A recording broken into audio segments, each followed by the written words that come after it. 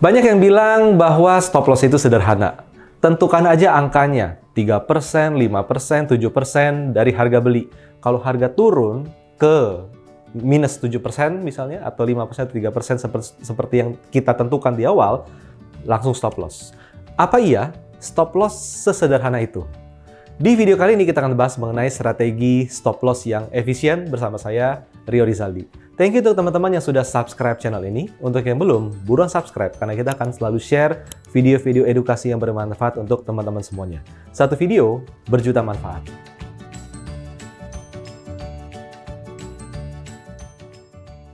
Well, teman-teman, jadi cukup banyak trader yang menentukan level stop loss itu dengan sebuah angka. Misalnya, kita beli di harga 1000, ya udah pokoknya turun 3%, saya stop loss. Atau ada yang membuat angkanya itu 5%. Turun 5%, saya stop loss. Atau ada yang memberikan angka 10%. Ya pokoknya 10% turun dari harga saya beli, saya stop loss. Kok terasa sangat sederhana ya?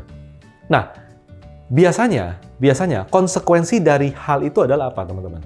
Konsekuensi dari hal itu adalah kita cenderung untuk membeli saham di harga berapapun yang kita anggap ya udah deh beli aja di situ. Contohnya begini. Contohnya seperti ini. Misalnya, ketika harga saham bergerak seperti ini, ya udah saya beli sahamnya di berapa? Saya beli sahamnya di sini. Level berapapun itu, dan tentukan level stop loss-nya misalnya minus 3% dari harga beli.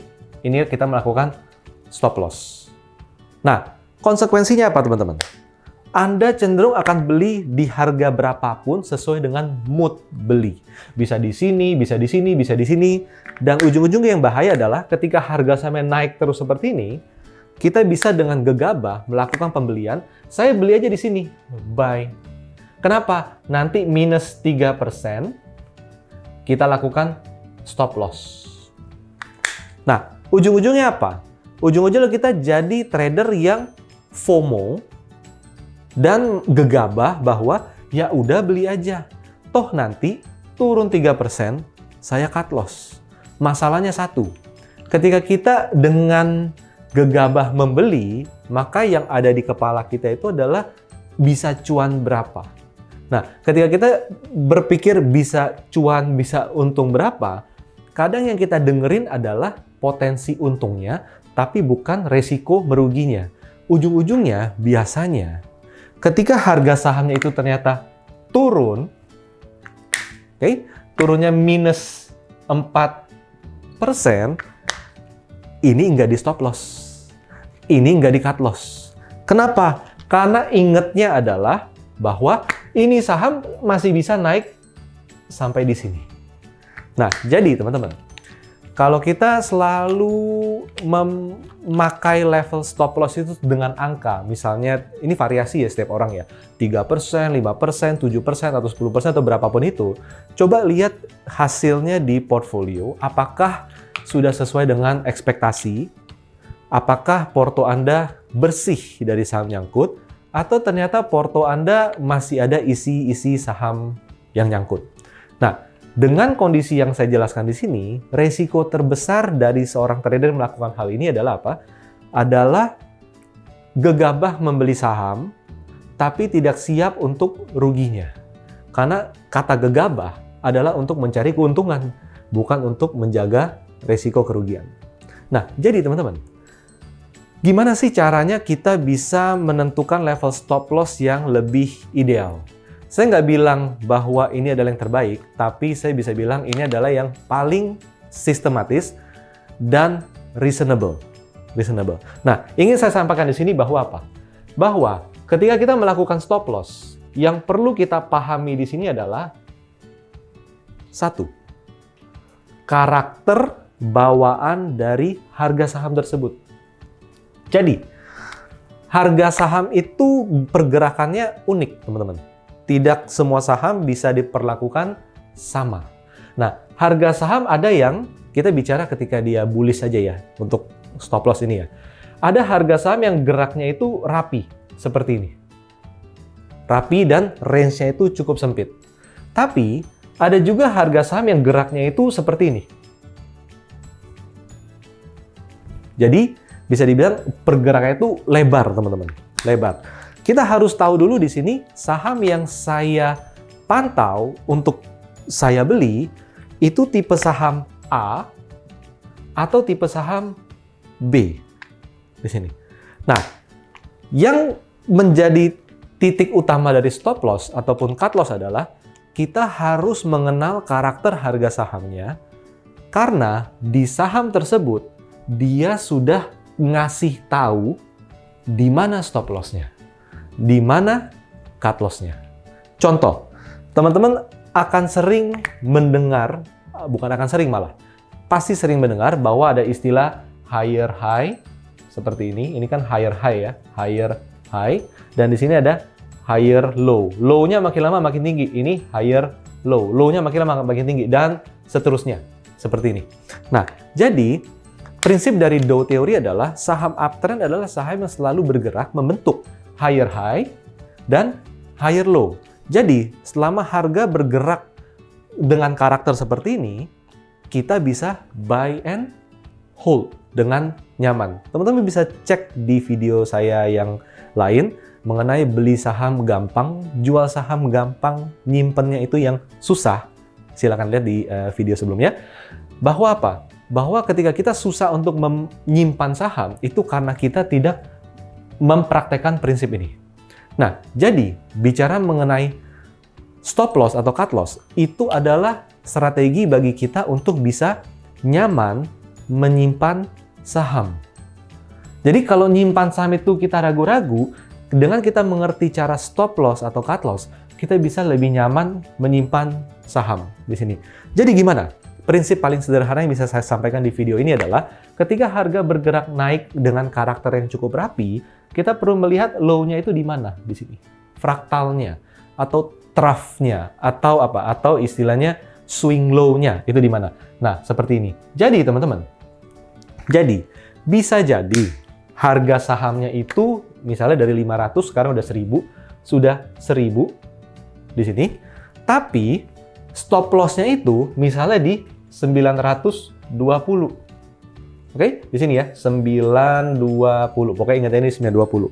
Maka, teman-teman akan melihat ada range itu sebesar berapa? 1000 ke 920. Artinya 8%. Gitu kan? 8%. Nah, teman-teman, 8% adalah level stop loss saham tersebut. Kalau Anda beli di bawah, maka stop loss-nya ketika menembus garis merah ini. Which is itu adalah 8% turun dari harga 1000. Kalau teman-teman belinya di harga 1000, nggak boleh tuh menyebut angka 3% saya jual, 5% saya jual. Kenapa? Karena sahamnya sudah ngasih tahu ke kita bahwa stop loss saya di 920. Kenapa 920? Ya karena ini low saya. Kok pakai low? Karena prinsip uptrend adalah higher high, higher low. Jadi teman-teman, level stop loss mostly sudah dikasih tahu oleh sahamnya. Nah, Anda harus ingat di sini bahwa apa? Dalam teori teknikal, bahwa akurasi probabilitas kejadian itu Anda harus expect maksimal itu di 70%. Jadi bukan berarti bahwa ini pasti kalau break support harus stop loss, ini pasti turun. Bukan seperti itu. Tapi pada dasarnya adalah 70% probabilitas kalau dia break support, dia cenderung turun. 70% probabilitas ketika harga saham berada di atas support, dia cenderung masih akan naik. Oke? Nah, ini adalah karakter saham A, teman-teman. Karakter saham A di mana naiknya itu relatif rapi. Sekarang, kalau Anda ketemu saham karakter B, apa yang harus dilakukan? Saya hapus dulu di sini. Jadi, teman-teman, ketika kita menemukan saham dengan karakter B, oke, dengan karakter B, maka kita juga harus melihat level-level high maupun level-level low. Nah, kecenderungan dari saham karakter B adalah high-nya itu kadang bisa turun lebih rendah dari yang sebelumnya. Lalu naik lagi lebih tinggi, naik lagi lebih tinggi, tapi range kenaikannya itu tuh suka apa ya? Terlalu lebar, swing-nya itu terlalu lebar, teman-teman. Demikian juga dengan low-nya. Demikian juga low-nya. Low-nya itu bisa tiba-tiba naiknya pelan-pelan, tiba-tiba jadi tinggi di sini. Nah, teman-teman bisa lihat di sini, kalau harga saham range antara high dan low ini lebar secara persentase. maka ini tipe saham yang tidak cocok untuk kita melakukan stop loss atau cut loss ketika dia menembus low di sini. Nggak kayak gini.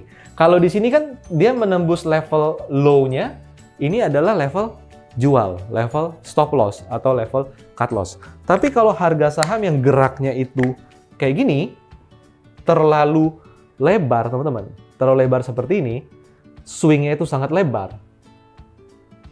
Di sini ya, maka stop loss itu tidak efektif jika dia menembus previous low. Nah, jadi gimana caranya? Nah, disinilah tantangan dari saham tipe swing. Tipe A adalah tipe trend, tipe B adalah tipe swing. Jadi, untuk kita bisa mengetahui level stop loss di saham tipe swing, tipe B ini, yang kita cenderung lebih sistematis untuk kita pakai adalah menggunakan level high lamanya. Oke? Level high lamanya kita tarik ke kanan. Oke, di sini kita tarik ke kanan. Inilah jadi level stop loss.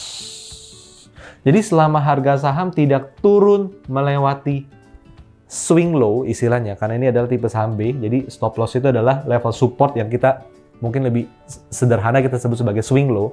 Level swing pada saham tidak lebih rendah dari low-nya yang dulu merupakan high atau tertingginya. Di sini kita masih layak untuk kita simpan, teman-teman. Nah, jadi ada perbedaan mengenai hal ini.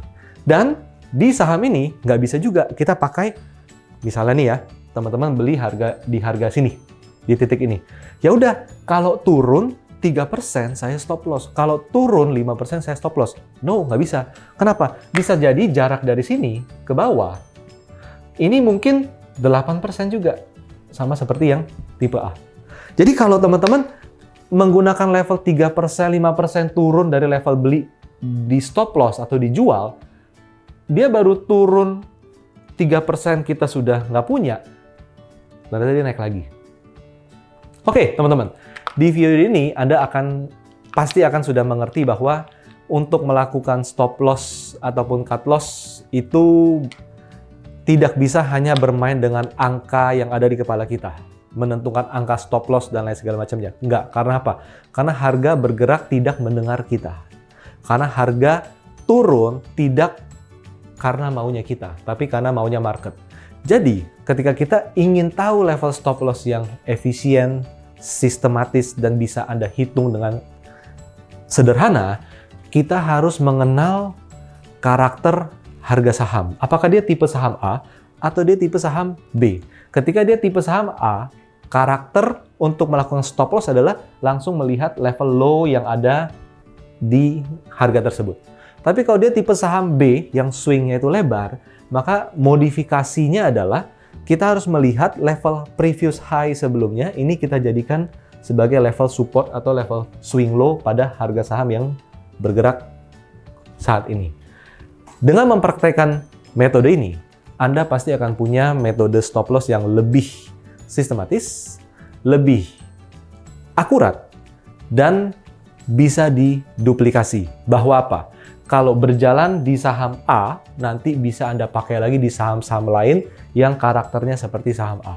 Kalau dia berjalan di saham tipe B, dia akan bisa kita pakai berulang-ulang di saham-saham lain yang punya karakter seperti tipe B. Silakan tulis di kolom komen. Bagaimanakah strategi stop loss teman-teman? Apakah Anda pernah menggunakan tipe A atau tipe B? Terima kasih.